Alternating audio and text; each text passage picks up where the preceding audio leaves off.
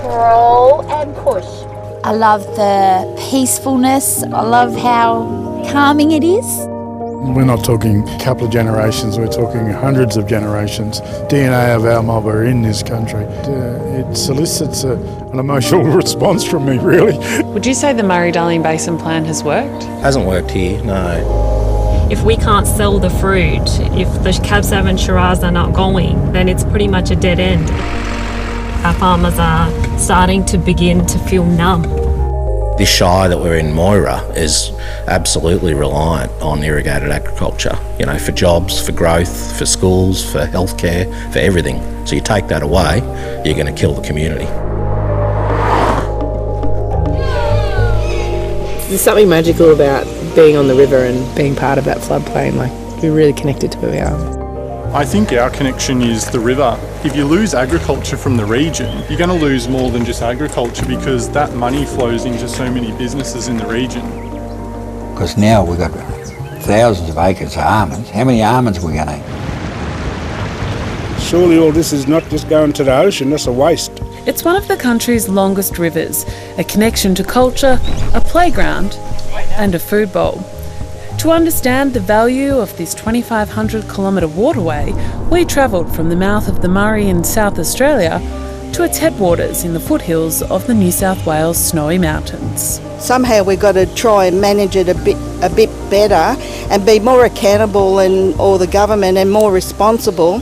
Yeah, but we can do better. We can try. And I don't think there's anyone trying.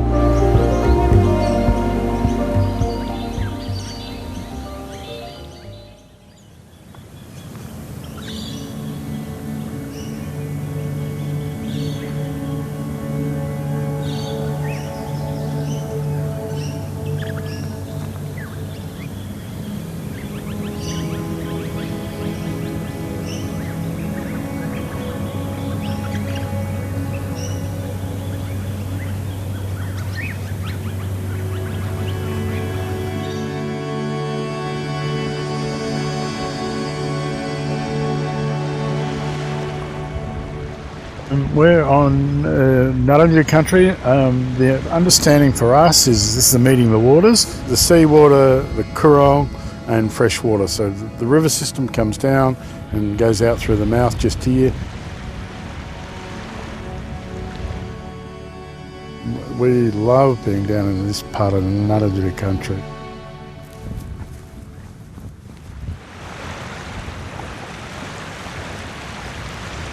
There's a seal, just put his flipper up, just laying there in the water.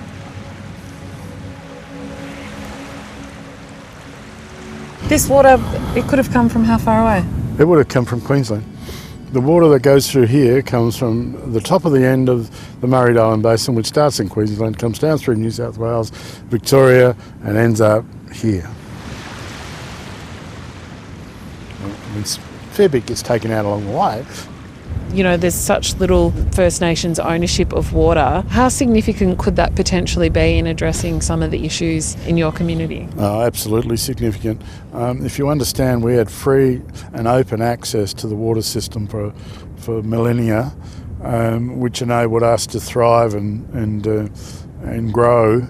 And then we had no access, we had no opportunity.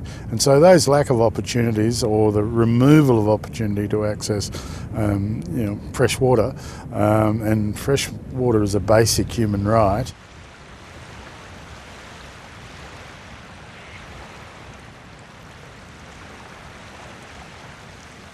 This is the end of the line. What do you want those upstream to know about how what they do has an effect here? Oh, just to be considerate and measured and thinking about what they have in their control, and they have the opportunity to deliver better water. They have an opportunity to deliver more water that's going to be helpful for us down at the bottom end. And along the way, it's not just about here, it's about the whole of the system. Do you think that there's more that people can be doing? Oh, absolutely. There's always more. There's always an opportunity. And I don't think the Basin Plan has necessarily fulfilled its requirement. There's some healthy targets that they need to fulfil, and that's only going to come with a basin-wide approach. We see like the basin as a national story, but if you live in Perth, why would you care about what happens to Derek Walker at the Coorong? Well, possibly people might not, but we're part of Australia. We're part of the whole of the country. And when we think about the basin, it covers about a third of this country. And from a food bowl perspective, it produces a significant amount of food, and so from a national perspective is really important, whether you live in WA or not, or you live in Gippsland, or you live in New South Wales or Queensland. Yeah, this is like nothing else. I walk on this country and I understand that generationally, and we're not talking couple of generations, we're talking hundreds of generations, our people walked in. The DNA of our mob are in this country. It solicits an emotional response from me, really.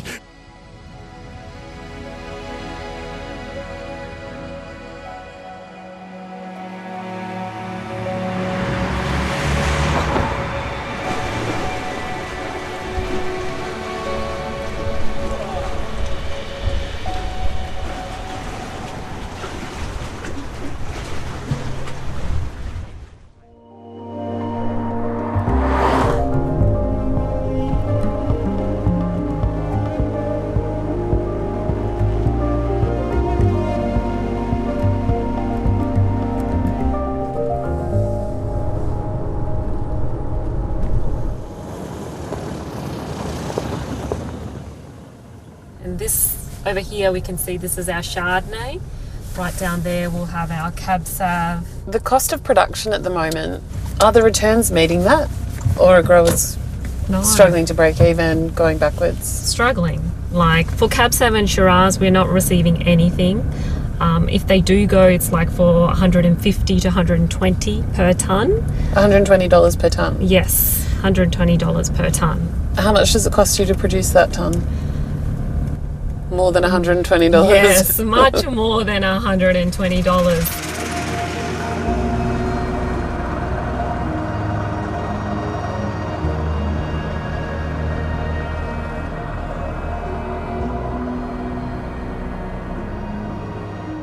And it's very sad to see that, look how beautiful these grapes are, the greenery in the riverland, and when you look around, you look at it, how beautiful they are, but yet there's no value for the vineyards and the grapes themselves. Because due to the political impact and COVID related things that went on, I would say majority of the farmers had to put their grapes on the floor, basically.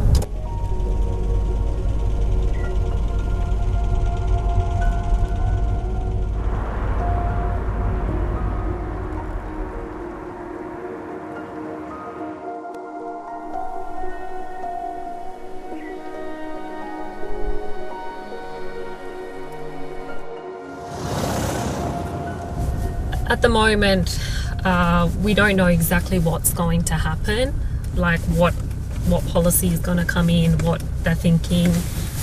But if there is a very good buyback scheme and good value, that way, we could use it on our loans, we could use it to reduce our bills. It could definitely work for people who have the water to sell. But then again, it has different effects on different growers. Some might not have that water, having the water for the environment. But then again, are we going to have enough water to irrigate our farms is another big question mark. Will there be enough water to go to everyone?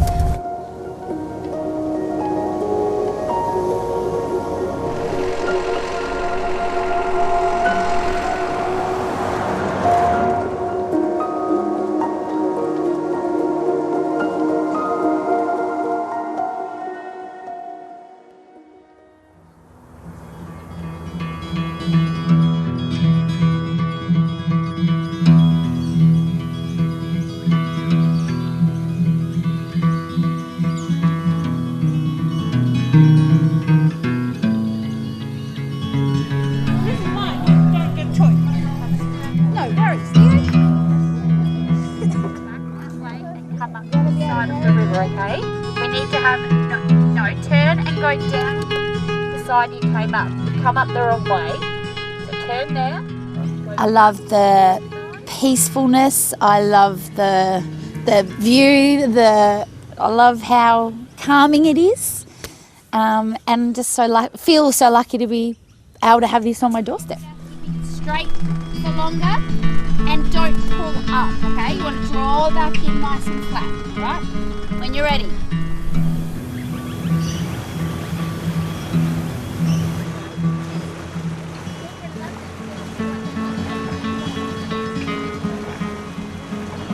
But it just kept coming up and up and up and up and up. So you can, see the flood line. We see bushfire and flood line on that tree.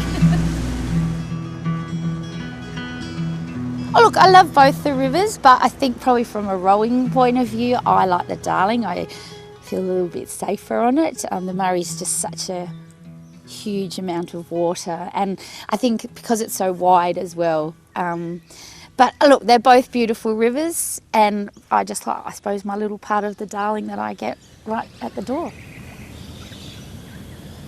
As you said, I came right on the end of the drought and when the Darling had no water in it, so wasn't lucky enough to see with my own eyes parts of the Darling that had nothing in it, but certainly saw many pictures. Just the transformation from then is amazing, just to think that there's that much water that could possibly fill something, but to think 4 years before there was no water.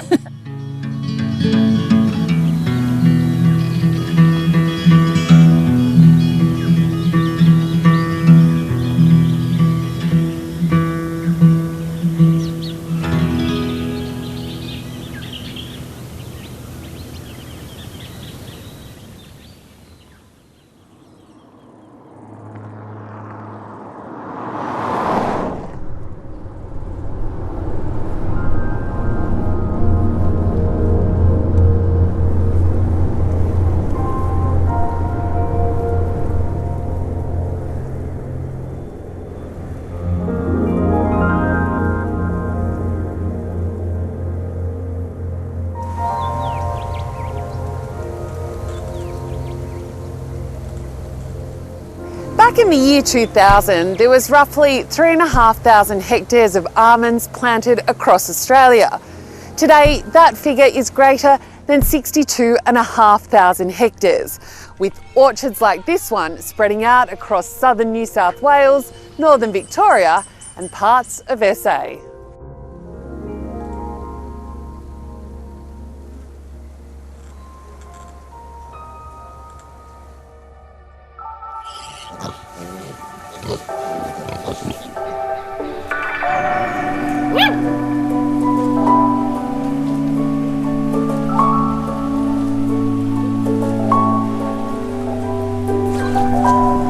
Dogs down there.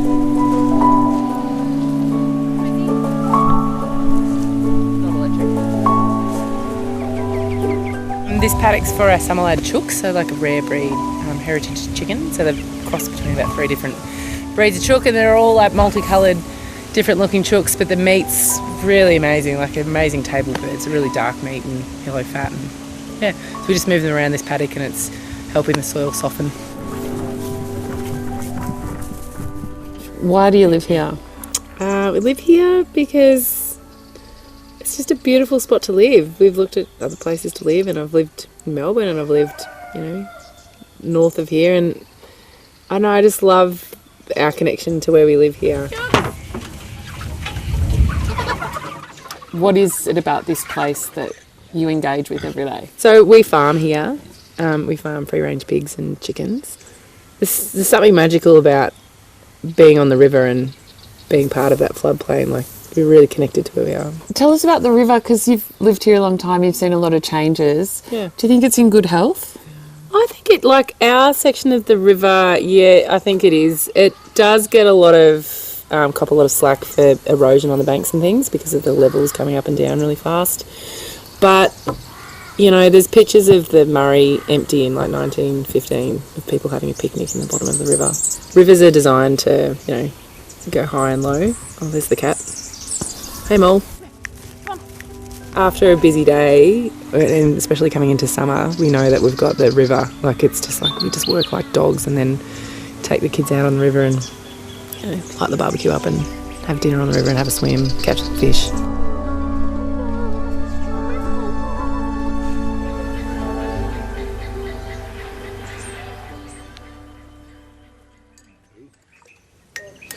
Had my limit, eh?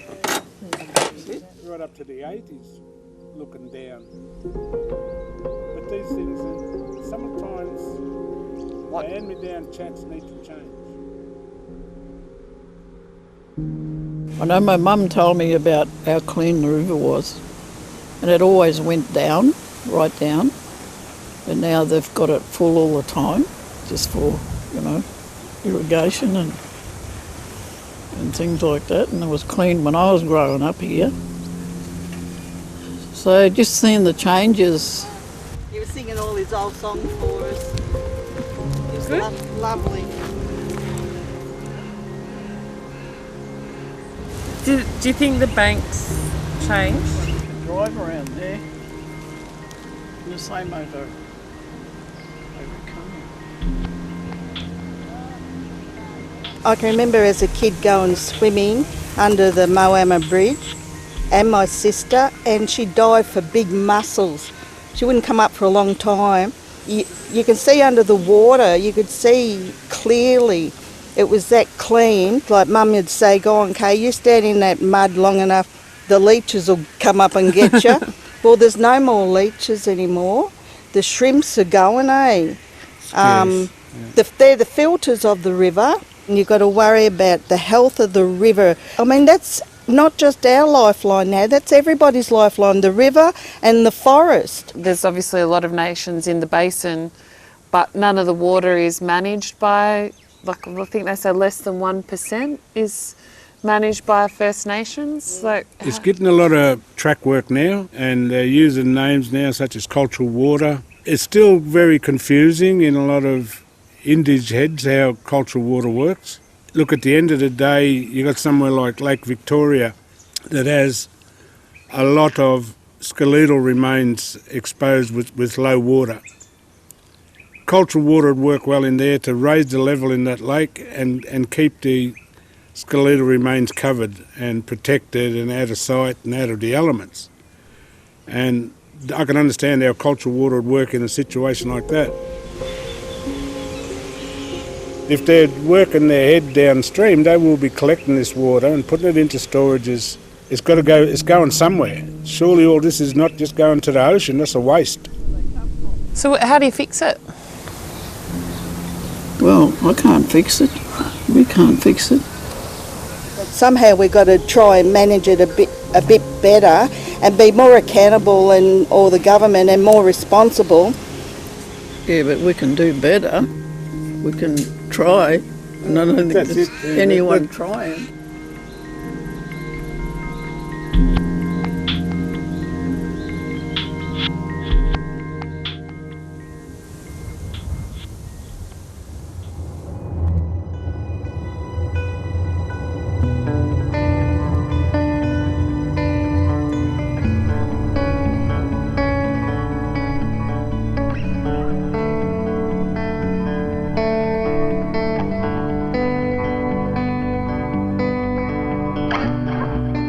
I think our connection is the river and the beaches and the tourism aspect. Yeah. And if you lose agriculture from the region, you're going to lose more than just agriculture, because that money flows into so many businesses in the region. As a kid, we did have a farm here. So growing up, we had backpackers and about 100 to 150 acres of land that we grew green zucchini and yellow squash. What's cactus country? Well, cactus country's evolved over the years. So what started as a quarter acre in the backyard when I was a kid is now like 12, maybe 15 acres of landscape gardens. It's not what you expect in irrigation country. No, well, and that's part of the reason, right? Cacti are very drought hardy, so even if we went for long periods of time without rain, most of those large cacti would survive even up to 10 years of drought.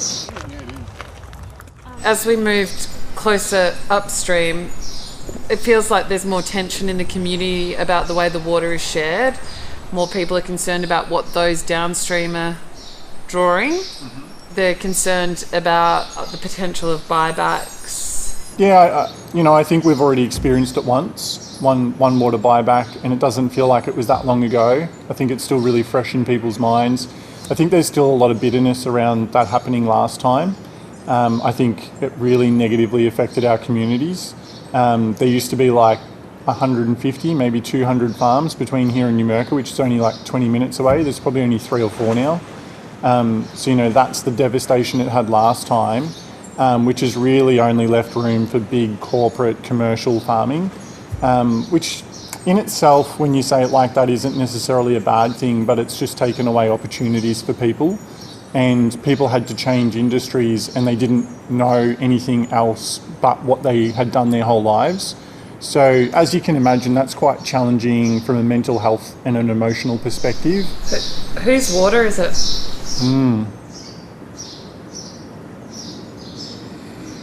Well, I don't think that water should necessarily be given or traded for any one use, but I think that if the question that we ask is more around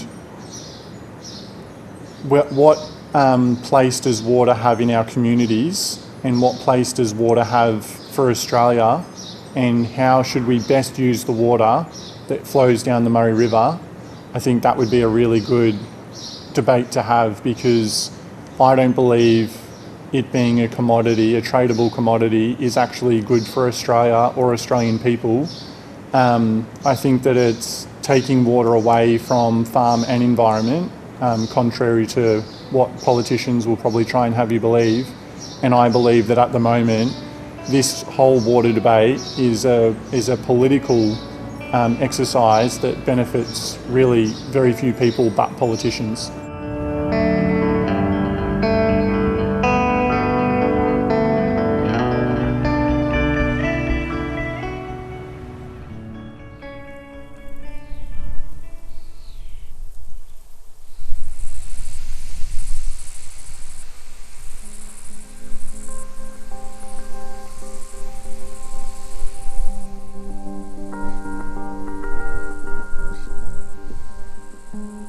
Yeah, so we've had to put these steel piles in to hold our pump station structure up. So the bank's eroded in the last 13 years. It used to be out where that barbed wire is to stop people from walking onto the pumping structure. You obviously keep a close eye on the river, and being the 5th generation, those before you've probably kept an eye on it too. How have you seen that change, and what sort of state's it in? State of it's interesting. I mean, in more recent years and even at the moment, we're seeing, I guess, it appears to be a bit more algae in the river. So we're noticing that. We're certainly seeing very much accelerated bank erosion, and the people who have been living on the river for 150 years are seeing that. And just talking to the local people that run the weir and control the irrigation district, they're finding that a lot of the control is now taken from the regional areas, to Canberra. Can you just elaborate a little bit on what's caused the erosion? Is it because the river's being run high to trade water, or is it because there's been dry times and then wet times, or can you just elaborate a bit? I think there is a bit of that. There's a lot of rain up in the catchment, and there's a surge of water that goes through. I mean, that's been going on for thousands of years. But what we are noticing is, there'll be no rain and there'll be a massive rise in river height and then a drop. And when that occurs continually week after week through the season, the bank gets wet up and then the water drops and the bank falls in, and then it gets washed away with a high flow, and then it goes up. And a lot of that is, man-made flows, if you like, that are controlled from further up, is what we observe. It's not necessarily from rain that's in the catchment that is then flowing through, although that does occur, as it has occurred for thousands of years. So we're seeing a disconnection between here and the end of the river where they want fresh water flowing out, and there's a disconnection between us and Canberra where a lot of the decision making by the Commonwealth Environmental Water Holder and the politicians are. These trees that you can see in the water, They've all fallen in the last 13 years from accelerated erosion. You know, eventually all this infrastructure here is going to be in peril. Unfortunately, they're just looking at getting water and shoving it down the river. There's lots of smart ways they can use water to get to, you know, important environmental sites, engineering measures, you know, really looking closely at how they run flows down the river. But unfortunately, it seems the political landscape at the moment is focused on numbers of gigalitres getting to the end of the river, which really, you know, is such a crude measure of river health and effectiveness. I don't think anyone can uphold that as best practice.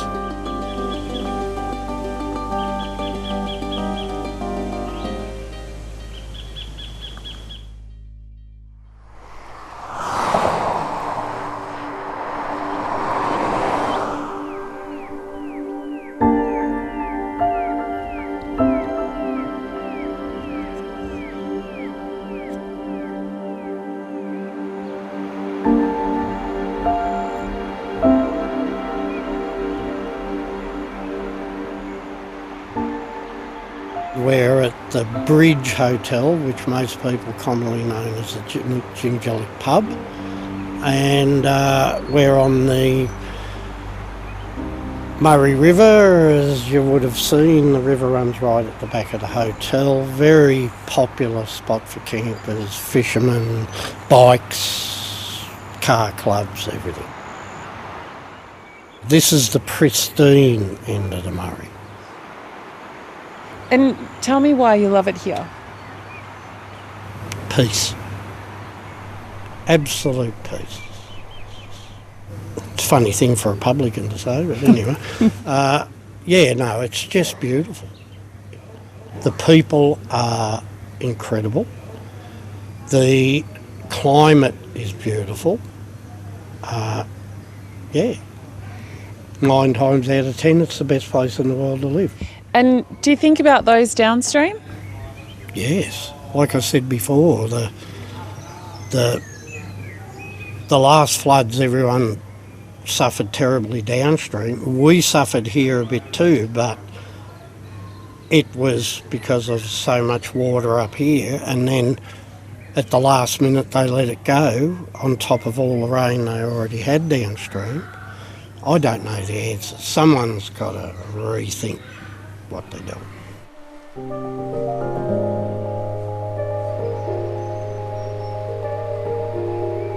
Do yourself a favour, go on the river and have a look at it. It is the world in reverse, even more beautiful.